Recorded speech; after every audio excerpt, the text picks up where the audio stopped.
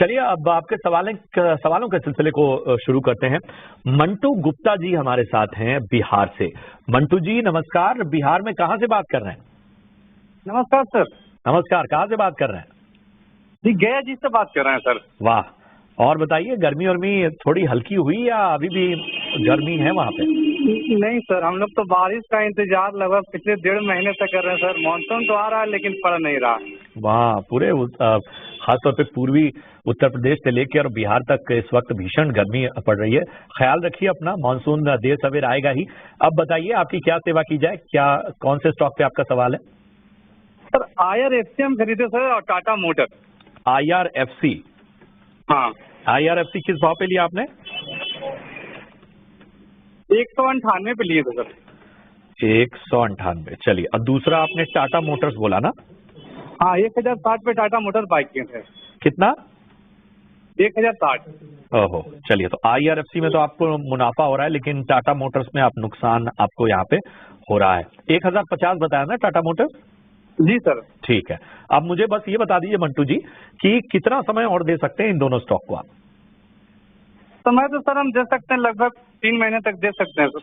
ठीक है। Ravi, good morning, प्रशांत बात कर रहा हूँ। और जरा मंटू जी की दुविधा का हल निकालिए।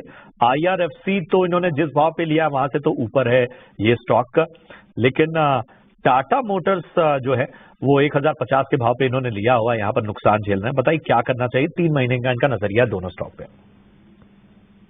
देखिए, सबसे पहले तो IRFC की बात करता हूँ प्रशांत जी।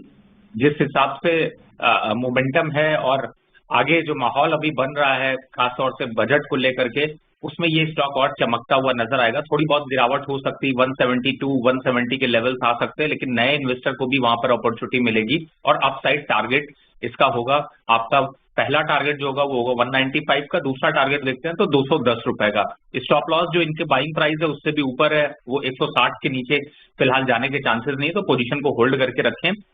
और थोड़ा बहुत इसमें अगर खरीदारी करने का मन भी बना रहे तो करंट लेवल के आसपास खरीदारी कर सकते हैं।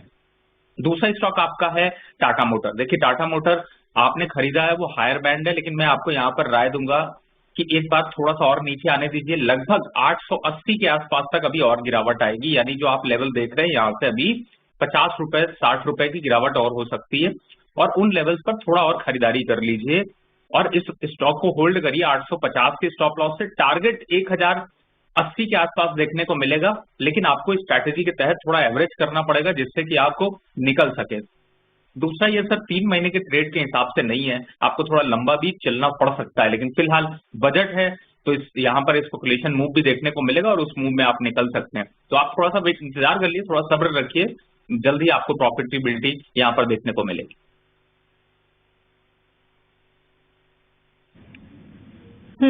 ठीक है, तो ये है नजरिया आपके दोनों ही स्टॉक्स पर। टाटा मोटर्स पर भी सलाह आपको दे दी गई है, अदानी ग्रीन।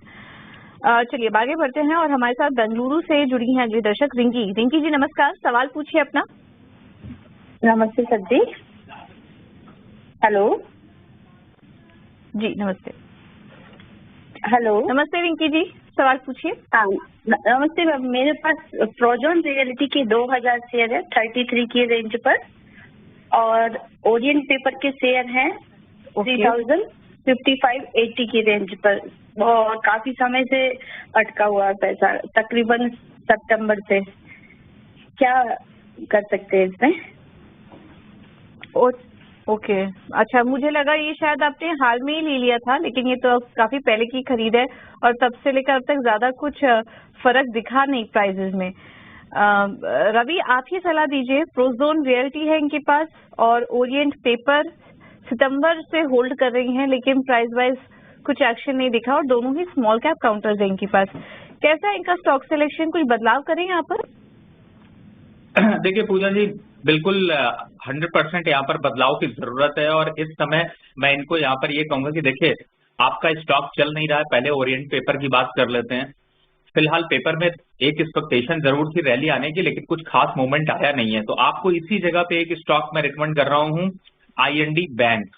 आप इस समय चल रहा है 48 से 49 रुपए के बीच में, और आप इसको खरीदारी कर लीजिए। पोजीशन को बस स्विच करना है क्योंकि वो भी इस रेट से थोड़ा नीचे ही है, और उसमें प्रोबेबिलिटी है कि वो यहाँ से बढ़ करके एक बार 60 से 65 रुपीज तक जा सकता है, तो मैं आपको वो एक सजेस्ट कर रहा हूँ। दूसरा स्टॉक जो है उस पे भी आपको निकलने की राय है, क्योंकि ये बहुत ज्यादा कुछ अग्रेसिव टेक्निकल पे भी नहीं दिखाई दे रहा, फंडामेंटल पर भी नहीं दिखाई दे रहा, और अगर आप उसको ले जाना चाहती तो मैं यहाँ पर NHPC की राय दूंगा, यानी कि आप NHPC पे अपनी पोजीशन को स्विच कर लीजिए।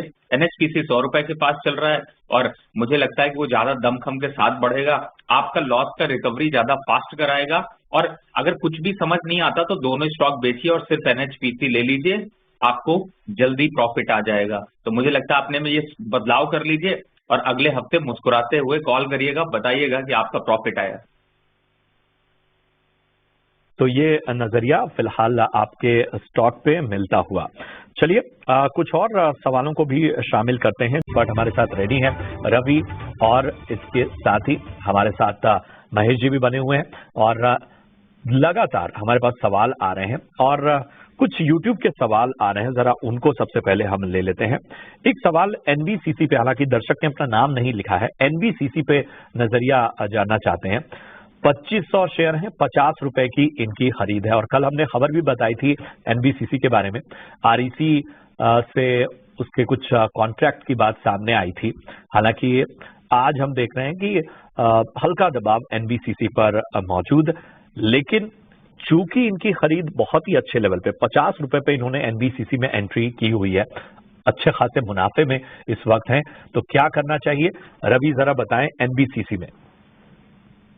देखिए प्रशांत जी, एक तो रूल ये कहता है कि जब भी आपको किसी स्टॉक में 100% आ रहा हो तो उस स्टॉक से 50% प्रॉफिट बुक करना चाहिए, लेकिन स्टॉक अभी ट्रेंड में है, अच्छे मोमेंटम में है, मुझे ऐसा लगता है अपनी पोजीशन को 150 के स्टॉप लॉस से कंटिन्यू करें। अगर 150 को टूटता है तभी 50% प्रॉफिट बुक करें, अदरवाइज लॉन्ग टर्म के हिसाब से देखें तो वापस से 195 के आसपास के टारगेट आपको देखने को मिलेंगे। चार्ट पैटर्न पे थोड़ी प्रॉफिट बुकिंग जरूर है, लेकिन स्टॉक अच्छा है, फंडामेंटल ग्रोथ के साथ यहाँ पर बढ़ रहा है। टेक्निकल लेवल्स पर अगर देखते हैं तो मेजर मूविंग एवरेजेस से ऊपर चल रहा है, तो मुझे लगता है पोजीशन को होल्ड करके रखें। इनफैक्ट इसके माध्यम से नए जो लोग NBCC को देख रहे हैं उनके लिए भी एक अपॉर्चुनिटी कि आप थोड़ा सा वेट कर लीजिए, 160 से 155 के बीच में बाय कर लीजिए, स्टॉप लॉस लगाइए, 150 का टारगेट रखिए 195 रुपए। बिल्कुल, तो ये है सलाह। अच्छे लेवल पे एंट्री की है, 150 की खरीदी है इनकी, और इस वक्त स्टॉक हम देख रहे हैं कि 190 के करीब पहुंचता हुआ। बताएं रवि, नैल्को पे क्या राय बन रही है? आप नैल्को पे अक्सर बुलिश रहे हैं, इनकी जो बाइंग प्राइस है वो भी 150 की है, अच्छे लेवल पे एंट्री की हुई है, आगे कौन से बड़े लक्ष्य हासिल हो सकते हैं?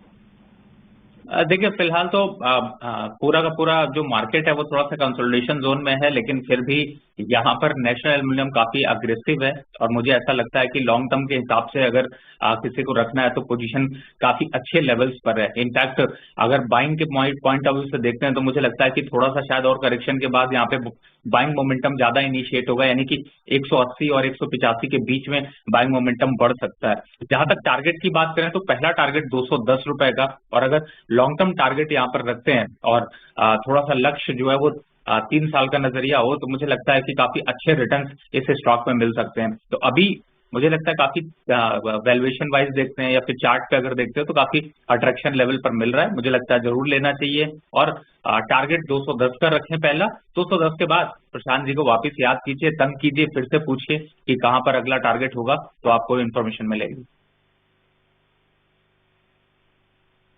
ठीक है, तो 210 तक के लेवल्स आ सकते हैं नैल्को पर।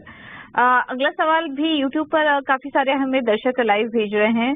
शोभा जी ने सवाल भेजा है, कोल इंडिया पर 471 पर इन्होंने लिया हुआ था, 100 शेयर्स है, और नजरिया इनका केवल 1 महीने का ही है, हल्के नुकसान में है इस वक्त इस शेयर पर। महेश जी, क्या सलाह होगी आपकी? कोल नजरिया उस ट्रिगर का इंतजार PVR को हो सकता है, कल की वो ट्रिगर हो सकता है, स्त्री वो ट्रिगर हो सकता है, और मैं कहा दम, सरफिरा और बड़ी बड़ी रिलीजेस वो ट्रिगर बन सकती हैं। तो यहाँ पर वेट एंड वॉच की रणनीति। महेश जी और उसके साथ ही रवि, आप दोनों का बहुत बहुत धन्यवाद हमारी इस चर्चा में शामिल होने के लिए, हमारे निवेशकों का मार्गदर्शन करने के लिए। तो फिलहाल मुझे और मेरी सहयोगी पूजा त्रिपाठी को आप इजाजत दे सकते हैं शेयर बाजार सबका अधिकार में, लेकिन इस छोटे से ब्रेक के बाद